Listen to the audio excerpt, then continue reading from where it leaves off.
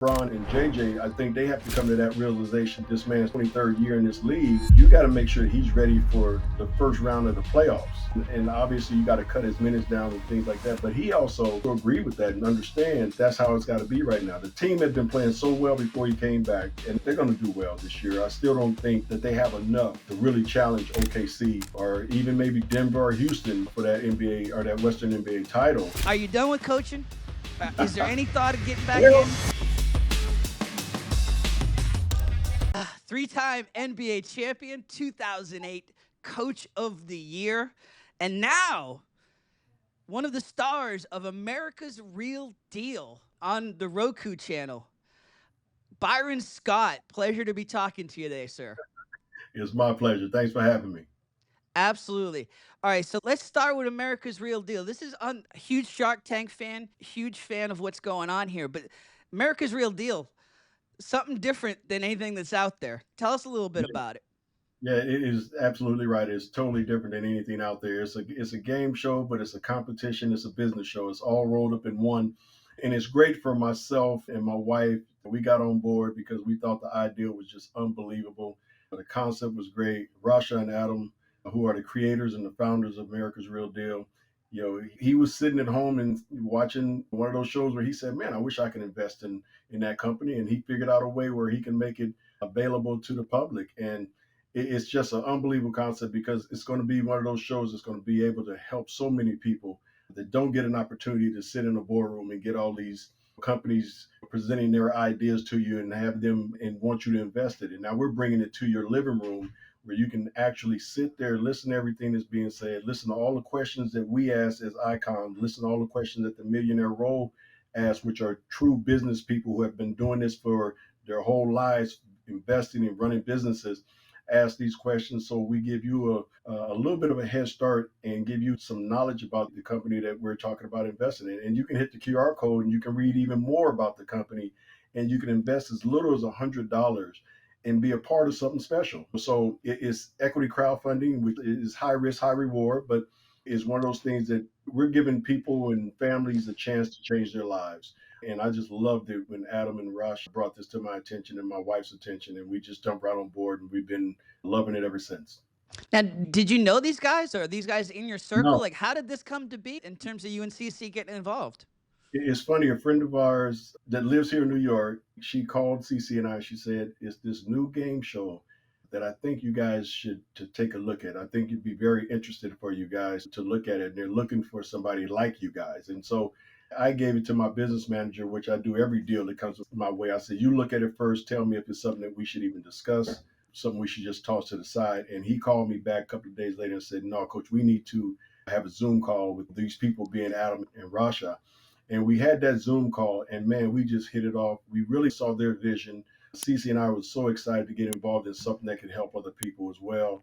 And it just became organic right away. And from day one of being on the set to doing the first season, it's been a blast. And again, we know we're going to have a chance to change some lives. This is just the next level of coaching for you, right? Yeah, pretty much. It's just like running a team. You got to get all the people in the right places. Everybody's got to understand their roles and do it to the best of their ability. And I think right now that's what we're trying to do. Our role, CC and our role as icon investors, is to really look at these entrepreneurs and give our expertise on what we feel is going to make them a great company and why we feel we should invest if we decide to. But yes, and Rasha and Adam are the coach. We're players. They are the coaches. They're the GMs. They're the president of basketball operations. So we're just following their lead right now. I don't know, man. You come across as the chairman of the board on the show. Yeah, you and CC front and Well, center. I tell you, we having fun, and we had so much fun doing it. And Jordan Sparks, is our Yeah. host, is just fantastic. So we had a great relationship from day one, and it just got better and better as each episode was done. And we're looking forward to doing season 2 and 3. But also some news: Tubi. We will be on Tubi streaming December 3rd Oh, as well. wow. So, yeah, we're out Fantastic. there. Yeah, so we're excited about that too.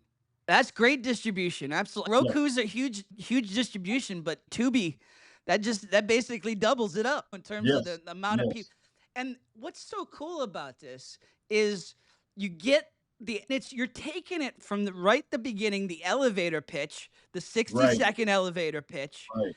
you feel the stress right in that moment, but you're seeing that 60 seconds. Like there's no editing there. That's 60 seconds that they Right, get. And then right, then they get a chance to earn some money in right, terms some instant investment.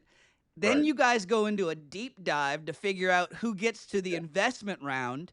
right, You guys are investing in real time. That's what Shark Tank, it's like, all right, we shake hands and then we don't know what, and I don't want to, I love Shark Tank, but of course, yeah, you don't see the evolution.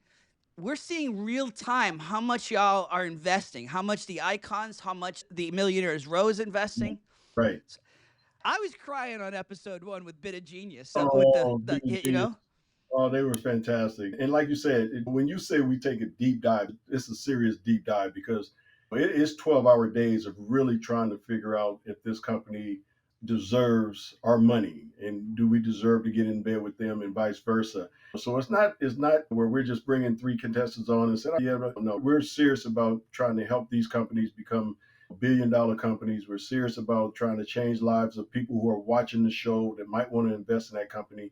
And like you said, the first episode, man, they stole all our hearts. Everybody, I think, on in the icon row and millionaire row, I think, invested in that company, and they did really well. And that was not even knowing what they did with the equity crowdfunding afterwards. So I mean, Sure. they did extremely well for the first show. And you can see it real time on the website, by the way, americasrealdeal.com. You can see and you can invest. Like Byron said, there's a QR code on the screen. It's crowdfunding, it's regulated crowdfunding. It's the rules have changed now to where you can invest as little as $100. So it's, Correct. very similar to like Robinhood in terms of stocks where you can put little bits in. This is and yeah, it's crazy to see it in real time. Plus you can buy the products. There's links on the Correct. website to buy the products as well. Correct. Yes, It's it's a really game cool changer. stuff. It's a game changer. And you mentioned season 2 and 3. So you guys are already in production? Yeah, matter of fact, we start shooting season two in February, season three in March. So again, Rasha and Adam are excited, and so are we as icons are coming back and doing season two and three. And we're looking at this really going season 10, 11, 12. It's just right now, like I said, it's just starting to roll and people are really starting to get eyeballs on it and understand what it's all about. And it's just a blessing because again, we get a chance to help so many lives and change the trajectory of a lot of families. So it's an exciting point, an exciting time for us all. I always saw you as I kid about chairman of the board, but you always had that elder statesman air about you. Even though you got that smile, you got the pearly whites, you always had that air about you. Like even back then, before investing and knowing how to spend your money that you made and how to use it correctly, it always felt like I'd be seeing you on a show like this someday. It always felt like you had a bigger picture in mind. Is that true? Well, thank you. Well, thank you know what? I think everything happens for a reason, and this kind of happened organically. Like I said, I wasn't looking to get on a show or anything like that, and it just fell in our laps. And after meeting Rasha and Adams, it was just like, man, these people are just unbelievable, and we began to get closer and closer. And I just felt it was a calling and another way for my wife and myself to continue to give back. And yeah, feeling like the chairman of the board, so to speak, is a good way of putting it. I feel pretty good in the position that we're in, and I feel pretty good in the things that we're doing. I also want to mention Byron's also got a podcast out there, Byron Scott's Yeah. Fast Break. That's fantastic. I was actually just before we were talking, watching a clip with Gary Vitti and you guys just talking about, which I want to ask you a little bit later. But when you were a player, were you as focused in terms of putting that money aside and investing for the future? And, or was that something that came later in terms of that investor mindset? The investor mindset came later. Trying to save money was early. When you grew up in Inglewood, California, where I grew up, gang infested area, just trying to get out of there sometimes alive and get home. I thought about once I was in high school and then able to go to Arizona State and get a chance to go to the pros about just making sure that I saved my money. I didn't know really anything about investing. I just wanted to save money. So it took me about 4 years, 5 years to really start understanding what it really meant to invest your money in the right places for medium growth, not for anything that was going to be either a home run or a strikeout. I wanted to just let my money grow very slow at a moderate rate. And so I started finding out some things from my business people on how to invest my money and make sure that it was something that could last me once I retired from the game of basketball. I never thought about going into coaching until I was 32 years old. At the end of my career, towards the end of my career, about going into coaching. And once I did that, obviously that carried me another 17 years in the game that I love so much. At that point, yeah, it was really all about trying to find the right companies, the right people to invest in or invest with to make sure that my money continued to grow. I watched you on All the Smoke back Yeah, in yeah. January. Great episode. And you talk about that where that it seemed like that spark for coaching developed in that last year with the Lakers, especially with Kobe. Had you already started thinking about it, or was that mentoring really spark the interest and being around Kobe? Did that really spark the interest? Like, not only can I be a star, but I can build 20 stars. You know what? I didn't think about it until I went to Indiana. I had two of the greatest coaches of all times. I had Pat Riley, who told me when I was 26 years old that I would be a coach one day, and I told him he was crazy. I said, "Man, what are you talking about? I'm never coaching." And he said, "Yeah, okay, that's what you say now." And then I go 6 years later, I'm playing in Indiana with Larry Brown, another Hall of Fame coach, who would ask me questions during practice. And one day he said, Byron, I think you would be a hell of a coach. And so when you have those two guys telling you that, they saw something in me that I didn't see at that particular time. So when I go back to LA for my last year and Kobe's first year, I had pretty much in my mind that I was going to go into coaching. And I had to also learn how to be a mentor. If you're going to go into coaching, you got to learn how to teach, how to mentor other people. And Kobe he was the perfect candidate. He was 17, 18 years old. He wanted to learn about the NBA game, and he just seemed to gravitate towards me. And we had an unbelievable relationship from day one, and it just carried out for 20 plus years. So once I got a chance to really mentor him and talk to him about the game of basketball, the do's and the don'ts in the NBA, it just kind of led me in that direction of being on that next level, which was being into coaching. Nobody when they're playing wants to hear it, right? Because it's like those who can do, those who Yeah, can't teach. That's the old adage. So when you're that's the old playing, it's adage. Yeah. like I don't want to. Ah. Right, But right. I mean, you could see it. Me as a fan, you could see it when you're out there. You're coaching on the court when you're out there to begin with. So Yeah, I was thrilled to see when you went into coaching, and it was obviously a good fit. 2008 Coach of the Year with thank the you. Hornets, with New Orleans, now the Pelicans. In terms of the what you see as a mentor, whether it be in business or we're talking basketball here, Mhm, what mhm. did you see in Kobe, for instance, that made was it just was it the drive that you had that you saw in him, or what did you see specifically in Kobe? The work ethic, the listening, was it all of it? It was pretty much everything that you just said. From day one, you could see the drive, the determination, the dedication that he had to his craft. He was like no other 18-year-old that I've ever been around. He wasn't playing video games. He wasn't going out. He wasn't. It was 24/7 basketball, and he just wanted to be the best that he could be. And me seeing that and seeing that drive and that determination, that work ethic that he had in practice every day, being in practice an hour and a half, 2 hours before everybody else got there, staying after practice another hour, 2 hours after everybody else had left.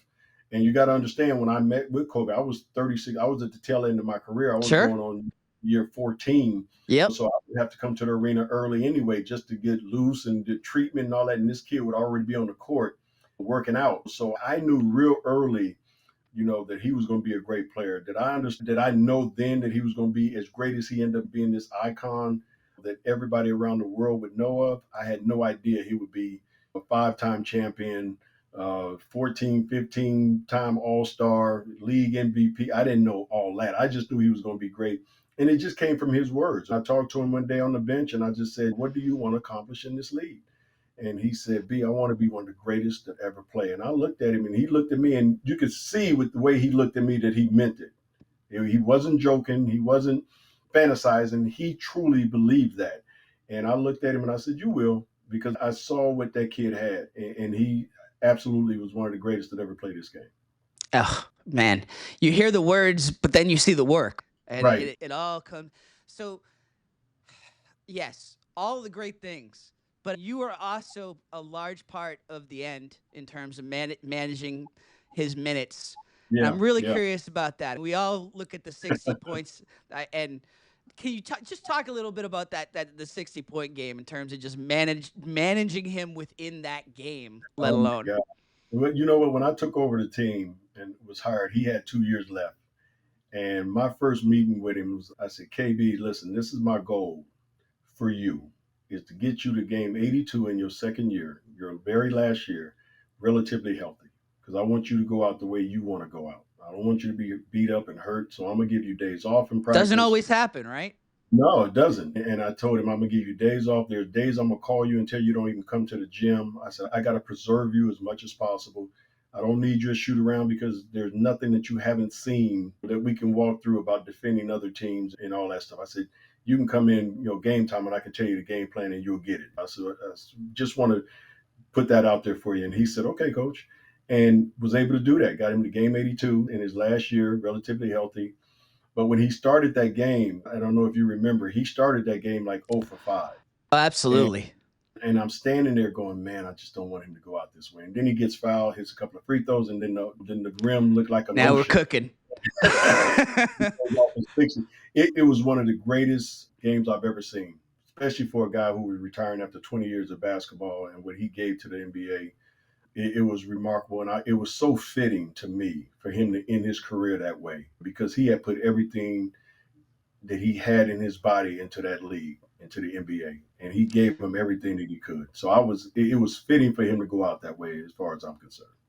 LeBron just played his first game. Like, Yeah, what would you give in terms of advice to JJ Redick? And I know you've still got a large connection with the Lakers.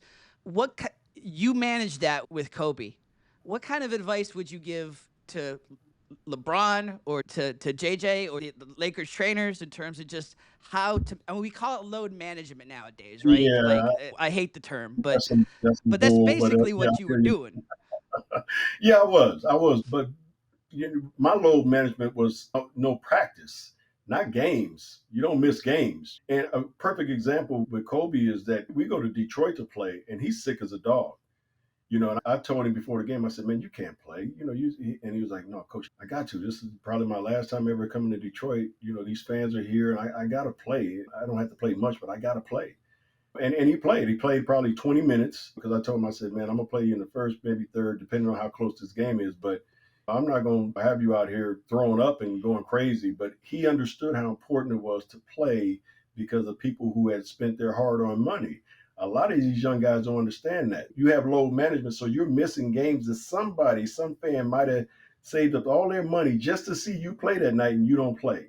So my load management was you want some time off, okay, you take it off in practice. You don't miss games. So as far as LeBron is going, as far as LeBron and JJ, I think they have to come to that realization too that this is this man's 22nd, 23rd year in this league.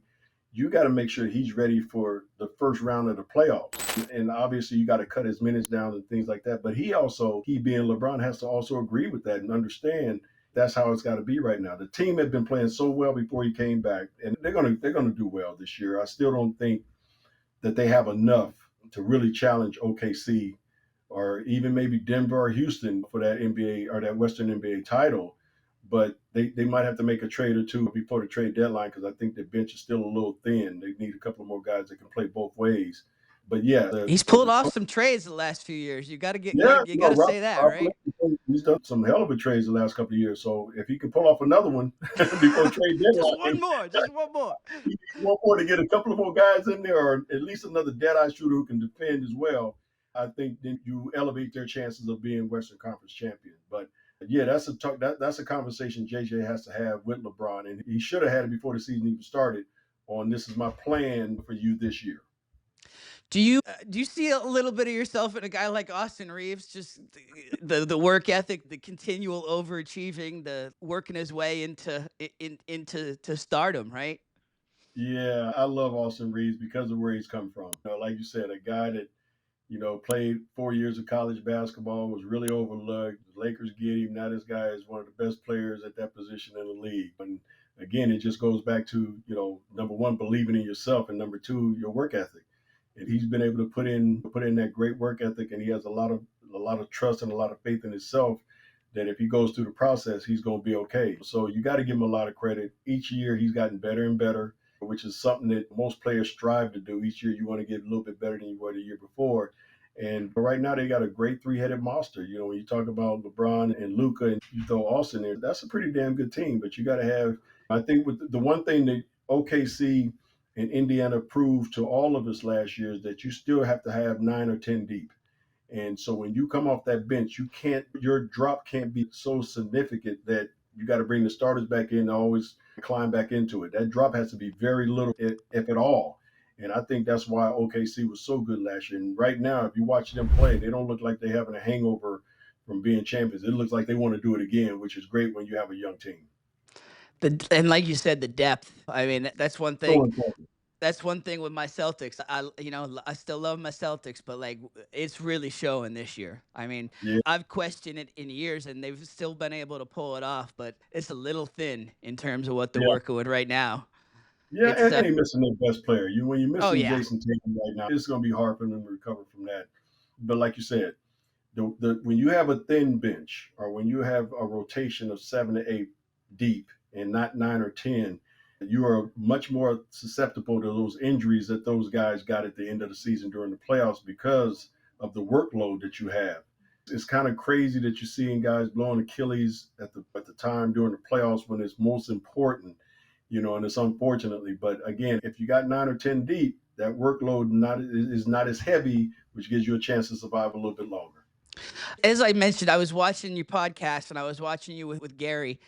And Steve Kerr came out last night talking about the fast pace of play and the injuries, and we're seeing it with Wemby now. We're seeing it with Castle and a few others. Giannis. Um, how much stock do you put in it? You guys were Showtime. You guys did this, but it does feel like the game is faster. Like I know there's always the back when we played, we were running too. But do you put how much stock do you put in terms of why these injuries are happening?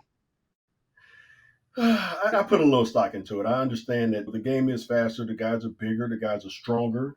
And when you have that type of force sometimes going against each other, things are going to break sooner or later. You know what I mean? So, as much as we want to go back to the 80s and say, look, we had a high pace, fast game back in our day where we were averaging over 110, 115 points.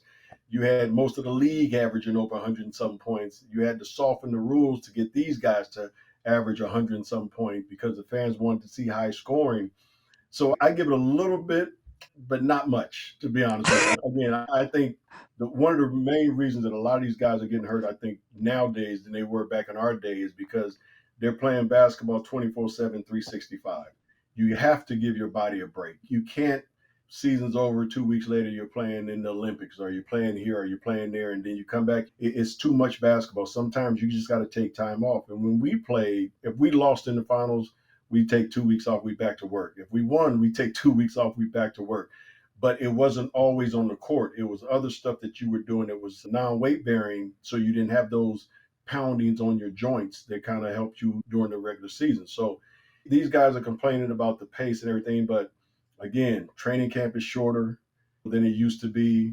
Preseason games are shorter than it used to be. So they're getting all these benefits, but I still think you got to stop playing the game and give your body a chance to rest and recover a lot longer than they do right now. Where do you stand on shortening the season? You know what? I'm so used to 82 games. I don't know what I would do if they shorten the season.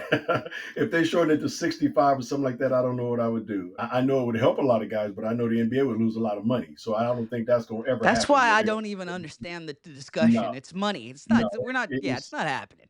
It's all about the green, and the NBA would lose so much money if they shorten the season to 65 or 70 or something like that. So I don't see that happening. You're still a fan, and Absolutely. the way you talk about the game on your podcast, or the way you listen to Gary talk, like Gary likes to talk. Oh, you give him one question, he can take it for about 20 minutes. Now, I don't think he can definitely take it. Greatest trainer in the Oh my history of the game, probably. God, by far. Yeah. So you want to hear him talk. And I'll tell you what he said about the hip flexor. I'm going to be bringing up with my 16-year-old in turn and resting. I can't get my son to Yeah, rest, and that's a yeah, good thing, right? That you want to see yeah, that in a player, but you also got to yeah. take care of yourself.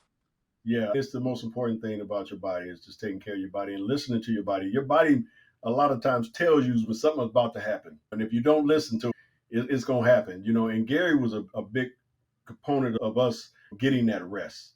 As hard as we worked back in the day, he was an advocate of ours for letting your body heal, giving it that 24 to 48 hours of recovery, things of that nature. And that's why, to me, he's still one of the best trainers of all time. And he was great with the players. The players loved him. And like you said, Gary V, if you want to hear some great stories, he got a ton of them for you. Believe me. And it's on the YouTube channel on Yeah, Byron Scott's Fast Break. I'll tell you that it's good viewing. Today's game, you got Luca there in LA now, yeah, which it always amazes me how the Lakers just keep restocking. It's amazing. It just makes the game. It really does. I feel like you got to have you if you got strength in LA, Boston, Chicago, the leagues, New York, the yeah. the He's going the to do well. league's stronger. What do you see in terms of today's game? That Kobe mentality. I'm from Maine. Cooper Flag is everything to us right now. And Yeah. not just because of the draft, but just seeing that mentality. As a youth coach, seeing the work he puts in, that's Mhm. what I want to show my players. Like, Yeah. do you see that in a Cooper Flag? Is there any players in the game that you really see that Mamba mentality in? Uh, yeah, you see it in a few guys. Cooper, like you said, I watched him at Duke. I knew, and I still know he's going to be a great player at this next level at the NBA in Dallas. There's no doubt about that. I think he does have that mentality. And it's hard to compare anybody with that Mamba mentality to Kobe because he's the originator of it. And he took it to a different level than anybody probably ever will. But there's a few guys. I think when you look at Cooper as being one, and I'm looking at the young guys. I think Wimby is another one, but Wimby's problem is going to be just staying healthy. Yeah. That's going to be his big problem. I think he has the mentality of trying to dominate a game and dominate this era, but he's got to stay healthy. Shea is on a different level. He is such a consistent player every single night that he plays. You never speed him up. He's going to do what he wants to do. He's going to get where he wants to get, and he got a quiet assassin mentality in his mind to me, just watching him play. He wants to kill you, but he's just not going to be boisterous about it. But I love watching those three guys. And there's obviously the older guys like Kevin Durant and LeBron and Luca and the Greek Freak. And I love the Joker. I think the Joker's unbelievable. Man, this guy at that center position is one of the best I've ever seen at that position with the way he can affect the game on the offensive end, especially. But to compare any of those guys, because I know Jason Tatum was a big Kobe Bryant fan, but Yes. to compare any of those guys to KB and his mentality, I would have to spend more time and see if they really, really had that mentality, if they really had that type of work ethic. Because a lot of stuff that Kobe did, he did it without you watching, and that's having that mama mentality. You do all that work sometimes when there's nobody around. Nobody. And so I don't know if there's a whole lot of guys or a handful of guys in the NBA that can do that like he did. What do you make of the foul baiting with Shea? You wish you could have done that yourself back in the day a Oh, little bit without a more? Or? doubt.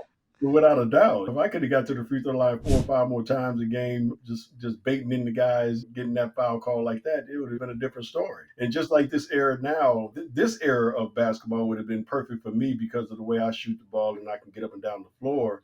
And if I had the ability, or not the ability, but if I had the green light, like all these guys have to shoot threes when you got a 3-on-1 fast break, where Pat Riley's was saying, hey, we got a 3-on-1 fast break. We want to get a layup or a dunk. So I think I would have had a whole lot more probably success individually in this day and age than I would have in the 80s and 90s. We gotta get some of those NBA guys on Millionaires Row, Yeah, right? you know what? Which is great that you even bring that up. Is we talked about having guest stars come on and do an episode, Sure. and yeah, we talked about some NBA guys that you would know if I brought them up, but I won't because we haven't got to that point yet. Sure. But we talked about some guys that we would bring on the stage to be your representative of the icons as well. I've heard you talk about Kobe versus Jabbar versus Kareem. Excuse me, Shaq versus Kareem, and loved that whole conversation. What do you think about Joker versus Kareem? You think? What do you think about? Do you think he could hold his own? I see a lot of little shifty things that Joker does that might get under Kareem's skin. Yeah, Joker, like I said, Joker would be a great matchup with Cap. But again, there's nobody that could guard Cap down low. Joker couldn't guard him down low. Kareem would No. score all day long on Joker. Now the other problem is Kareem has to guard Joker. And Joker is great at taking you from 3 point out to the elbow, and he's a great passer, just like Kareem was a great passer. People don't talk about how great a passer Kareem was, but Oh, amazing. excellent passer, right? Joker is an excellent passer. You can run your offense through Joker because he's such a giving person. He's going to give you a pass if you open, and guys make harder cuts because they know they'll get the ball if the Joker has it. So Kareem would have trouble, obviously, guarding him because the Joker could take him all the way out to the 3 point line. But at the end of the day, I think you still have to give the edge to Kareem because that sky hooks. 65, 70% of the time it's going in, and there's nothing you can really do about it. It's You could go double. insane. Yeah, it was just I still don't see a matchup where even Shaq. We talked about Shaq guarding Kareem, and Shaq was like, I would get my 30. I said, yeah, well, Kareem would get his too. Without I will give my third. yeah, Kareem will get his too. It's some interesting matchups that we could all talk about that obviously we know will never happen or never would have happened. But it's always fun to make that comparison. But to this day, I think Kareem is still the greatest player to ever play the game. I can't let you go without one Larry Bird story. All right, because that's my guy. That's my guy, and I try to tell all my guys that I'm coaching nowadays about Larry Bird. Ah, white guy. He ain't got anything. Give me just one Larry Bird story that would tell these youngins that Larry Bird was a force to be reckoned with. Listen, that's another name that doesn't get talked about enough. Larry Bird was probably he's still top five to me, one of the greatest players of all time. And he was just magical with that basketball. And when you look at him, like you said, you look at him, you say he can't run, he can't jump. Yeah, but he was a great shooter. He would outthink most of the people on that floor, and he knew where everybody was. One of the best stories I have about Larry Bird is that they were taking the ball out, and this is in the playoffs after Magic hits the baby hook. Oh But yeah. before he hits the baby hook, they're running an out of bounds play, and we're all trying to figure out who's going where. And Larry said, "Hey guys, I'm gonna curl around. I'm gonna go over there to the corner. I'm gonna catch it and shoot it. And ain't a damn thing y'all can do about it." And we was like, "What?" And this guy, Dennis Johnson, the late great Dennis Johnson, takes the ball out, slaps it. Larry curls to the corner, catch it, makes a three. And we're like, "This MF just told us exactly what he was doing." Without And all the smoke, but I get what it you're was like, "Are saying. you kidding me?" Now we come down, we score, and that's when we get fouled. Kareem makes a free throw, misses the second one.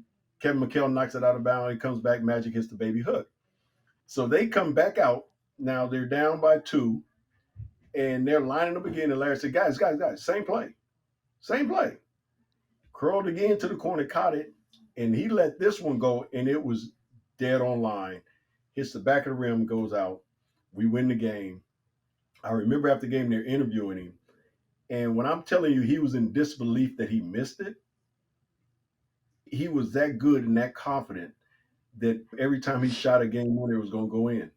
But to have the nerve to tell us the play and tell us where he was going to catch it and tell us there wasn't a damn thing we could do about it and do it, Larry Legend was seriously Larry Legend. He was one of the greatest I've ever seen.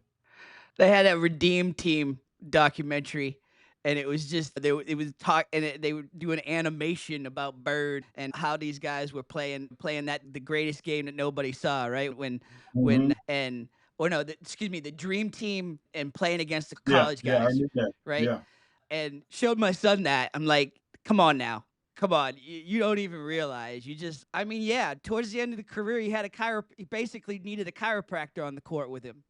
yeah, But yeah. That back was pretty much gone. But boy, when healthy, man, that dude, Larry Bird was a monster on that basketball court. let's bring this back around and wrap it up. I really appreciate your time. Play. What advice, putting on the icon hat again, Mm-hmm. what advice do you give or can you give to contracts are bigger, but they got so many people around them? What advice can you give to today's NBA guys to know how to invest that money properly? I think the first advice I would give him is to make sure your circle is small and tight. These guys got too many people around them, too many people in their ear.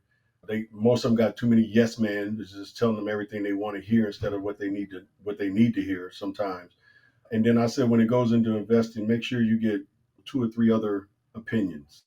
You got your own group of guys that you feel comfortable with, that you trust, but always get somebody outside that has nothing to do with you guys, that has no interest in making money off of you or anything like that. All they want to do is give you advice on what they would do with that particular company that's asking you to invest in it. And so I think you have to do your due diligence. You have to do your homework. Don't leave it always up to your people. Do your work. Do some of that work yourself, so you feel comfortable in making that decision. And then it's very important to understand that when you're investing, make sure you don't try to invest to think you're going to get rich off this one thing. But just make sure it's something that you can invest in that has a moderate Incremental. rate. Yes, just moderately growing. And that's going to last you a lot longer than the ones that everybody's trying to hit a home run off, these deals that just don't happen that often. It's like one in a million where you can hit a deal that bam, all of a sudden it earns you 10, 20, $30 million. It's something that takes time. It's just like anything else in sports. It's a process. It's a process, and you got to understand it's a process and make sure that you are investing in things that you're interested in. Because if you're not interested in it, why would you invest in it? That's the biggest keys to me. And again, I always invest in people or companies with. I look at and I always say I bet with the jockey, not the horse. I want to bet with that person that I know that's going to go out there and do the work, that's going to grind, that's going to have that Kobe mentality, that Mamba mentality. I invest in people with that company, but you want to make sure everything else with that company, the company's team, their management group, and all that is under wraps and they're doing well. But you want to invest in that person, invest in that the jockey, not the horse. Now, CC, your wife, she Yeah, owns some medical spas. She's gotten in correct. that. That's an interest for her. What's the best investment you ever made, would you say? I invested in this pet food company. And the friend that had me invest in it or asked me to invest in it is my business partner. His name is Charlie Norris, and he was the CEO of a dog food company and cat food called Fresh Pet. Oh, And he I was said, gonna say it's a "Yeah, fresh pet. yeah, Fresh Pet." And he said, "B, you should get involved. You should invest." He told me, he said, "You should invest $500,000 in this company, and we're giving it to your friends and family rated like $6 a share." And I was like, Charlie, that's a lot of money. I'll invest 250,000 instead. And that stock is up to like $50 a share, and is Yeah, the valuation of that company is close to $1 billion right now. Probably the best investment I've ever made. and great product. I got two Great dogs. product. We use I, it. Love the commercials. Seen the yes, growth of the company. I yes. invested myself, so There you when go. I see things like that, I'm like, yeah, I'm on that. I'm on, yeah, yeah. I got to that they're doing that the right way. So Yeah. I was happy when you said fresh pet. I had a feeling, but that's cool. Yeah, That's I, really I got cool. two dogs. I got two dogs as well, two Akitas that I love. They've been on it from day Oh, one, and they're 8 years Ketis. old now. Yeah, they're 8 years old. Kuma and Kira, they love it, and my man Charlie has done extremely well with it, and we're extremely happy with the direction that Fresh Pet has gone. It's fun when you get it right, right? Oh my God, it is. It's so gratifying. Have you learned? You're on set there, and those are long days. Um, Yeah, yeah. I'm on a game show right now. So Mhm. I was on this show called The Floor, that's on Oh, Fox. You yeah, know The yeah, Floor? yeah. Yeah. So I'm Yes, still I do. alive. I'm still alive. It's on Wednesday nights. We filmed over in Ireland, and I've been in TV and radio, but so I've known long days. These were Yeah, long days. These were yeah. long days. So you're spending a lot of time on set. I got to imagine you're picking up some pointers from some of these icons, some of these millionaires. Oh, absolutely. It's just like anything else, as you know. When you get to the point where you think you learned it all or know it all about that particular field, it's time to retire. I'm still very young. I'm still, in my eyes, I'm still an infant in this business world. So anytime I can pick up pointers and listening to what the millionaire role, some of those guys, the questions they have, and I get a great chance, which is good because, like you said, it's some long days. We're there like 12-hour days. And so when we have our breaks and we have lunch and stuff like that, I get a chance to sit down with these guys and ask them questions. And it's like I said, the education that I'm getting from these guys who've been doing this all their lives, that own businesses, that have invested in different companies.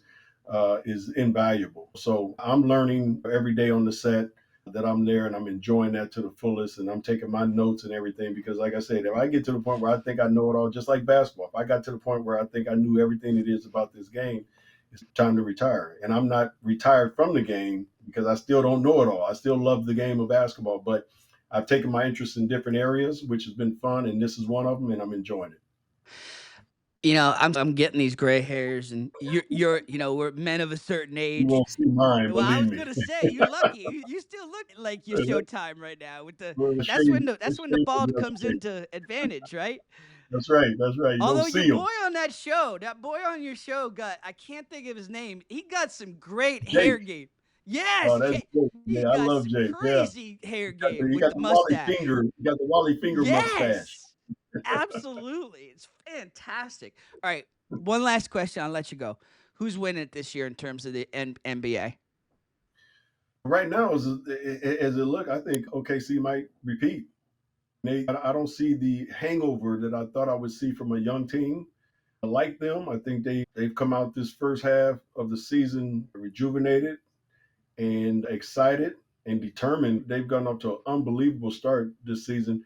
But that's something that you normally don't see from a young team. You know, they normally have a little bit of a lull going into the season. They're still celebrating. These guys look like they want to repeat, and they're coming hard. And it's like I said, right now, I would say that they are definitely the favorite to win it again, unless something crazy happens. But I love what Pesci has done up there with that team. And like we talked about earlier, they're 9-10 deep. And even with Williams, one of their stars being out, they're still off to an unbelievable start. So you can see how have depth can really help you sustain when one of your guys are down. So right now, the way it's going, I look at OKC to repeat as NBA champions. It's fun to see too, right? We've seen the evolution. We've seen them get knocked out early. Right, We've seen right. them we've seen them get over those hurdles when we thought last year Nuggets might knock them down again and it might take another year for this to happen, and they got past it. And now you're seeing how they're handling being on top. Yeah, It's fun to watch. it really is. And it shows you sometimes, as we know, success sometimes can make you complacent. And they don't have that complacency right now. It really looks like they want to repeat. And I know because we went through it in '85 after winning the championship. The next year we came back and we just was still kind of living off our last year's laurels of winning the championship. And in '87 when we won it, Pat Riley was a genius who came up with, I guarantee we'll win it again, because he wanted to put us on notice that, hey guys, we got to start thinking about this now. And we started working earlier than we normally would after winning the championship just to get ready to see if we can repeat. And then we were able to do it. So our focus was there the next time. But the thing that I'm seeing with OKC after winning it last year is that focus is still there, that they want to repeat. And I think it's going to be hard. They're going to be a hard out. If they're Yeah. healthy going into the playoffs, they're going to be a hard out. To beat them 4 out of 7, you got to play 4 unbelievable games to beat that team. All about keeping them healthy, keeping All that about health. rotation going, right? Yep, absolutely. Huge appreciation. This has been an absolute honor. Really been a fan of yours. Been a fan of the entire career trajectory.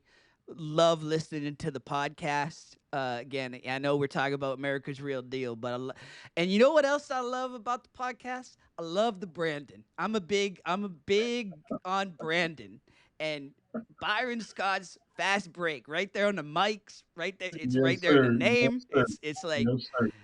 you did yourself. It's not just Well, called thank Fast you. Break with Byron Scott. It's Byron Scott's Fast Break. Well, thank you. I appreciate it. All right, watch America's Real Deal on Roku channel. We broke some news here Yep. today. Coming up on Tubi, which is Yep. fantastic. My dad Yep. don't get Roku, but my dad loves himself some Tubi. Well, So good. So December that's 3rd, December 3rd on Tubi. You can check it out. fantastic. Byron Scott, all the best to you. I can't Thank you can't so wait to much. see the upcoming. Okay, I got one last question. Yes, Coaching. sir. Yes. Are you done with coaching? Is there any thought of getting back Well, in? there is, but it's not on the professional level. I think I could really help a lot of these young guys get prepared for the next level, and if not the next level, just life in general. So I would really love to do it on the collegiate level. And that would be, I think that would be a lot, not a lot more rewarding, but it would be rewarding at this point in time in my career and my life to be able to get back to some of the young guys, I think it would be a lot of fun. I know the biggest challenge is obviously recruiting, but it's not that big of a challenge when you have NIL, when you can just throw all this money at these guys right now anyway. But it would be fun to take over a university and try to build it up and put my handprint or footprint on that as well. I would be excited about that opportunity. Listen, you see it. Vic got into a football. You see Deshaun Yeah, Jackson coaching now. yeah. You see it's Eddie George in football is. I mean, there. it's You just a go. lot. Yeah, a lot of guys. So it would be a lot of fun. I think. We'll put the word out. It's There you go. officially out Thank there. Byron Scott, free agency, ready. GM, coach. you. Absolutely. All right, Byron Scott. Huge appreciation. So much. Thank you for joining us. My pleasure. Thank you. I appreciate you for having me.